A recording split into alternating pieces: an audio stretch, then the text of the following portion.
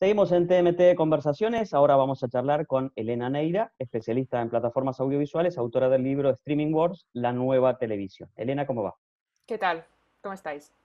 Elena, las plataformas cambiaron la manera de consumir contenidos audiovisuales en todo el mundo. ¿Esa transformación, ese cambio está consolidado en términos de oferta, de modelos de pago, de formatos Ujú. narrativos o sigue evolucionando? Yo creo que en cuanto al hábito está razonablemente bien consolidado. Es decir, sí que ha habido una época de transición en la que los medios todavía, la televisión coexistía con cierta paridad en cuanto a uso con el streaming, pero ahora sí que estamos, con la COVID ha sido ya el impulso que necesitaba la transformación para consolidarse. Yo creo que ahora los rezagados que todavía no habían adoptado esta nueva manera de consumir contenidos y de disfrutar del entretenimiento ya la ha abrazado de manera definitiva. Pero en el ámbito corporativo, a nivel de oferta, a nivel de contenidos, a nivel de evolución de los formatos, yo creo que todavía queda mucho recorrido porque, por lo que podemos ver, casi cada mes está surgiendo un nuevo proyecto, una nueva alianza, una nueva manera de entender cómo contar historias.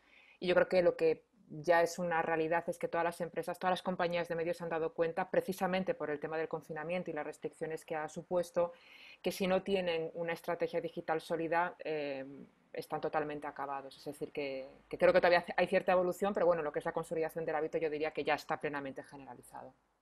¿Y cuántas suscripciones vamos a ser capaces de soportar? Una gran pregunta.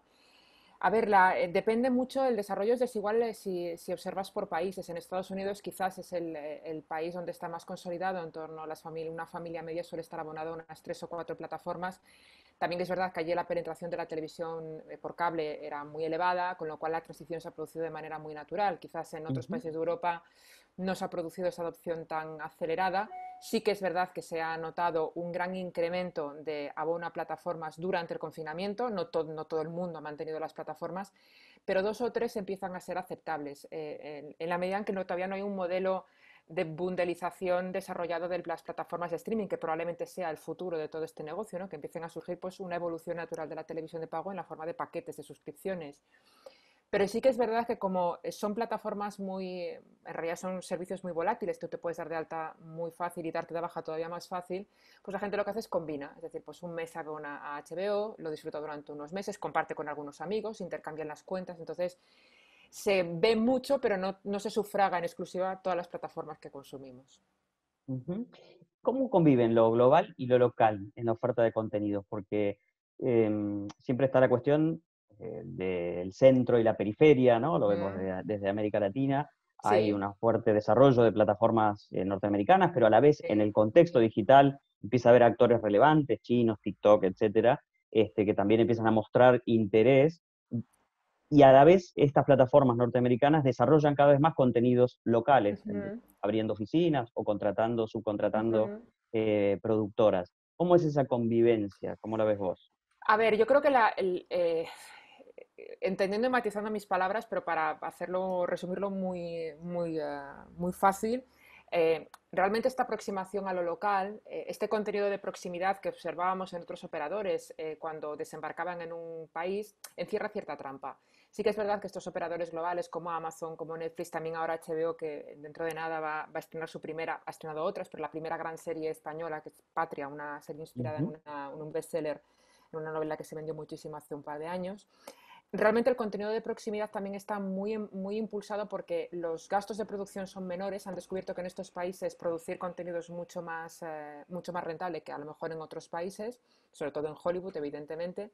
Y luego, por otra parte, también se ha dado cuenta de que el storytelling local es muy floreciente, que hay una gran permeabilidad para que las historias locales funcionen mucho internacionalmente. Es decir, tradicionalmente el sistema de circulación de contenidos estaba muy condicionado por las ventas de formatos, es decir, se vendían las ideas de historias Ujú. propias para que se adaptasen en otros territorios y lo que han permitido estos servicios es con esta distribución global y con esos esfuerzos de subtitulado y de doblaje, que el contenido local funcione muy bien internacionalmente. El primer gran ejemplo lo encontramos con La Casa de Papel, que es un contenido 100% local, producido evidentemente no es un contenido local en cuanto a la narrativa, el Ujú. formato es plenamente universal, pero es un contenido producido en España con actores españoles, rodado en castellano, que funciona muy bien en internacional. De manera que ahora Sí que es verdad que están desarrollando muchas iniciativas, como tú bien comentabas, de desarrollar, abrir oficinas, delegaciones en países tanto en Latinoamérica como en Europa, contratar a mucho talento local, pero siempre, por eso digo ahí la trampa,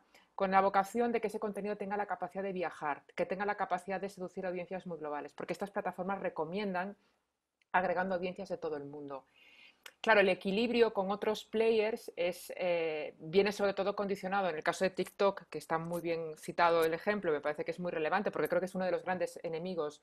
Desde luego TikTok se ha cargado a Quibi y es uno de los grandes enemigos también de Netflix, así lo decían en sus cuentas de resultados. Ujú. Es por razón de la conexión con el tipo de audiencia. Estamos hablando de un público muy definido. Y en el caso de las plataformas chinas, sí que es verdad que todavía tienen la barrera del idioma. Sin embargo, aquí, por ejemplo, desembarcaron en España con muchísimo contenido subtitulado. Con lo cual, por ahí yo creo que me parece necesario, por otra parte, que haya cierto equilibrio de fuerzas, porque si no, esto acabará convirtiéndose en un oligopolio. Yo creo que nadie quiere que todo el audiovisual esté dominado por grandes plataformas norteamericanas. Y además, todo lo que ha sido producción audiovisual ha tenido en toda la historia una gran discusión, un gran debate sobre contenidos nacionales, estímulos, cuotas de pantalla. ¿Se empieza a ver algo por el estilo en términos regulatorios sobre las plataformas, esta idea de Sí, cuota, por ejemplo? sí. Conozco únicamente el caso europeo, pero que yo creo que comienza a adoptarse en otros países. En Europa se adoptó una nueva directiva que exige a todas las plataformas de streaming que operen en el territorio de la Unión Europea que el 30% de sus catálogos esté integrado por contenido europeo. Ujú, El baremo para decidir que ese contenido es contenido europeo implica muchísimos factores, igual que ha ocurrido ahora, por ejemplo, con el tema de las películas a los Oscars y con los criterios de diversidad y de representación, pues exactamente lo mismo, simplemente basta con cumplir uno de los requisitos para ujú. considerar que el contenido es europeo. Y ello ha llevado a un movimiento muy evidente de muchísima compra de catálogo de series de televisión de contenidos de Estados miembros, los catálogos sobre todo aquí en Amazon, por ejemplo, ha adquirido muchísimo contenido clásico de cadenas comerciales españolas y el aumento ha sido absolutamente espectacular porque la cuota está basada en horas de contenido, por eso han ido mucho a por las series de televisión porque es una manera rápida de incorporar, de aumentar ese porcentaje. Claro. Pero claro, también nosotros necesitamos, es un poco la reflexión que se hace desde los grupos de comunicación de la universidad, concretamente uno de la Carlos III, que es un grupo dedicado a analizar la diversidad, Netflix y la diversidad en los contenidos, es precisamente si tú produces en un Estado miembro, es decir, si tú eres Netflix y produces un contenido en Madrid, en el centro de producción de Madrid, automáticamente ese contenido se considera europeo. Élite, por ejemplo, se considera un contenido europeo.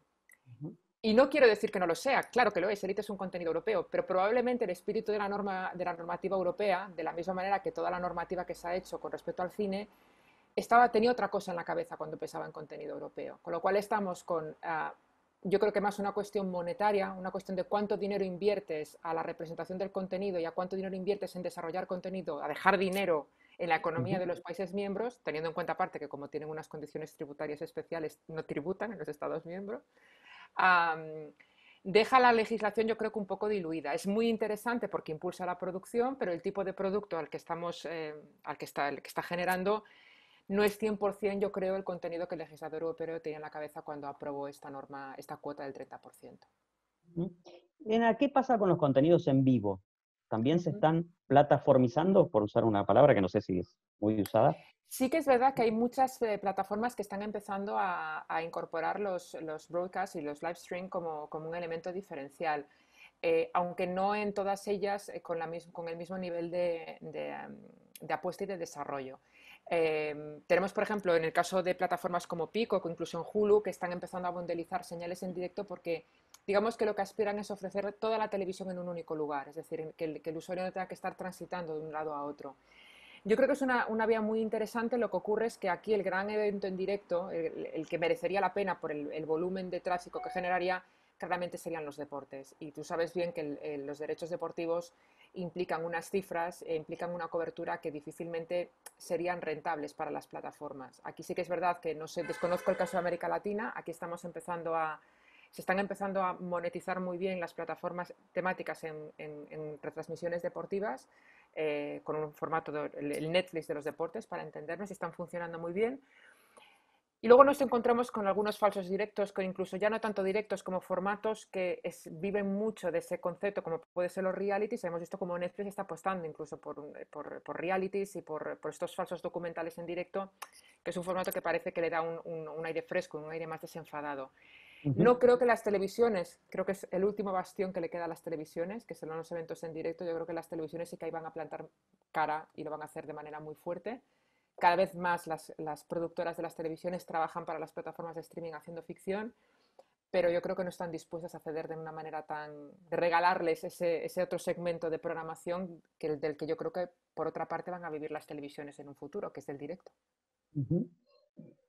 ¿Hasta dónde influyen en la decisión respecto de qué contenidos se ofrecen o se producen los datos que generan las plataformas de parte de los usuarios, ¿no? Todo el Uh tiempo -huh. las plataformas son capaces de capturar qué es lo que los usuarios hacemos, cuánto tiempo, qué contenidos, etcétera, etcétera.